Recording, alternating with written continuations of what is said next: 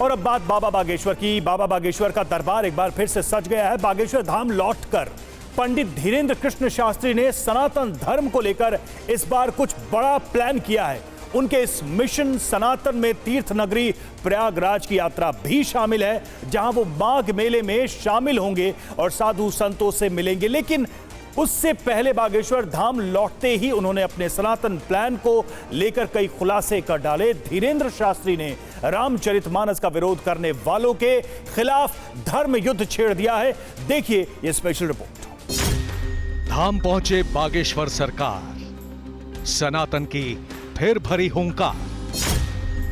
रामचरितमानस के विरोधियों पर प्रहार, बाबा बागेश्वर की नई ललकार। भगवान राम की जीवन गाथा श्री रामचरितमानस के ऊपर उंगली उठाएं, इससे बड़ा कोई दुर्भाग्य का दिन और क्षण नहीं होगा। फिर सजा धीरेन्द्र दरबार, क्या है बाबा का सनातन प्लान? ऑर्गेनिक फार्मिंग करेंगे तो सिर्फ आपकी ही सेहत ही नहीं बल्कि आपके पैसों की सेहत भी अच्छी रहेगी। ऑर्गेनिक फार्मिंग सीखनी है तो फ्रीडम ऐप को अभी डाउनलोड करो। ये जो बागेश्वर धाम से अलग जगी है, ये क्रांति निश्चित रूप से एक दिन पूर्ण होगी और भारत हिंदू राष्ट्र का मतलब सर्वधर्म समन्वय।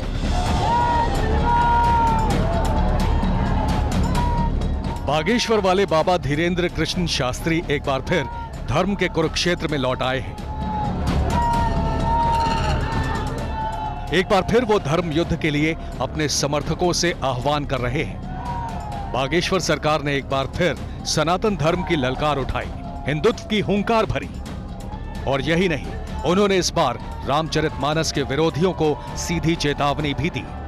पूरे 36 घंटे अपने धाम से दूर रहने के बाद पंडित धीरेन्द्र कृष्ण शास्त्री छतरपुर के बागेश्वर धाम लौट आए। छतरपुर लौटते ही बाबा बागेश्वर ने सनातन धर्म पर अपनी अगली योजना तो बनाई ही, उन्होंने ये ऐलान भी कर दिया कि वो रामचरितमानस का अपमान करने वालों के खिलाफ अब बड़ा अभियान शुरू करेंगे। लेकिन पहले सुनिए रामचरितमानस विरोधियों पर बागेश्वर सरकार ने कैसा करारा प्रहार किया। इस भारत के संविधान का प्रथम पृष्ठ भगवान राम के पुष्पकारूढ़ आने के आगमन के विग्रह से होता हो, उस भारत के निवासी अगर भगवान राम की जीवन गाथा श्री रामचरितमानस के ऊपर उंगली उठाएं तो ये इससे बड़ा देश का दुर्भाग्य और भारतीय सनातनीय परंपरा के लिए इससे बड़ा कोई दुर्भाग्य का दिन और क्षण नहीं होगा। इसलिए हमारी करबद्ध प्रार्थना है कि हम सब हिंदू एक हों, सनातनी एक हों। इसलिए तो हम चिल्ला रहे हैं। क्यों हम इतना परेशान हो रहे, रातों भर जाग रहे? आपका भी मौलिक अधिकार है, आपके भी तो इष्ट राम होंगे।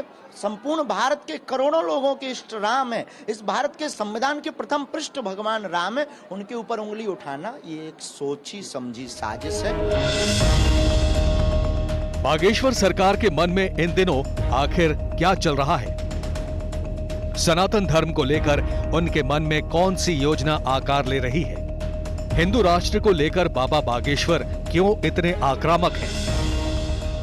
हालांकि धीरेन्द्र शास्त्री पहले भी अपने बागेश्वरी अंदाज में हिंदू राष्ट्र का मतलब बताते रहे हैं। उसकी अवधारणा को अपने प्रवचनों में विस्तार से अपने भक्तों को समझाते रहे हैं। बागेश्वर सरकार के दरबार में हिंदू राष्ट्र की कैसी व्याख्या होती रही है और पंडित धीरेन्द्र कृष्ण शास्त्री के धर्मकोश में हिंदू राष्ट्र की कैसी परिभाषा है, ये हम आपको आगे बताएंगे। लेकिन पहले जरा सुनिए एक सवाल के जवाब में टीवी 9 भारतवर्ष पर बागेश्वर सरकार ने हिंदू राष्ट्र का संक्षेप में मतलब क्या बताया।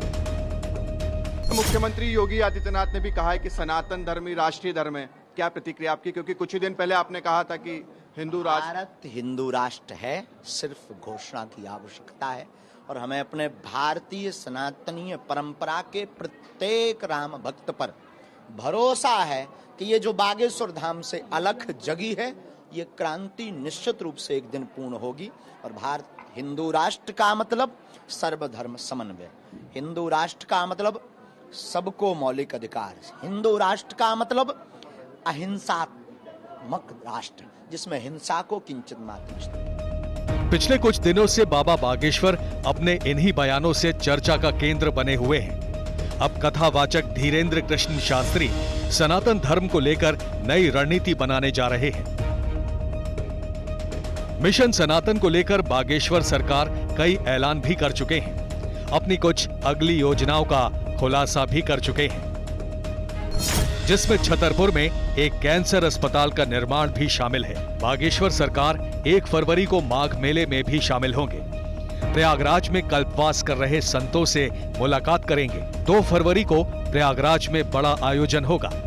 प्रयागराज में अपने गुरु रामभद्राचार्य से मुलाकात करेंगे। 18 फरवरी को 101 कन्याओं का विवाह कार्यक्रम होगा। उसके बाद 13 से 19 फरवरी तक बागेश्वर धाम में विशाल यज्ञ का आयोजन होगा। यही नहीं, बागेश्वर सरकार अपने छतरपुर धाम में कुछ दूसरी योजनाओं को भी पूरा करने के लिए तेजी से जुटे हैं। वो बागेश्वर धाम में सड़कें भी बनवा रहे हैं। इसके अलावा बागेश्वर धाम में 10,000 से ज्यादा लोगों की क्षमता वाला एक भव्य दरबार का निर्माण भी करा रहे हैं। ऑर्गेनिक फार्मिंग करेंगे तो सिर्फ आपकी ही सेहत ही नहीं बल्कि आपके पैसों की सेहत भी अच्छी रहेगी। ऑर्गेनिक फार्मिंग सीखनी है तो फ्रीडम ऐप को अभी डाउनलोड करो।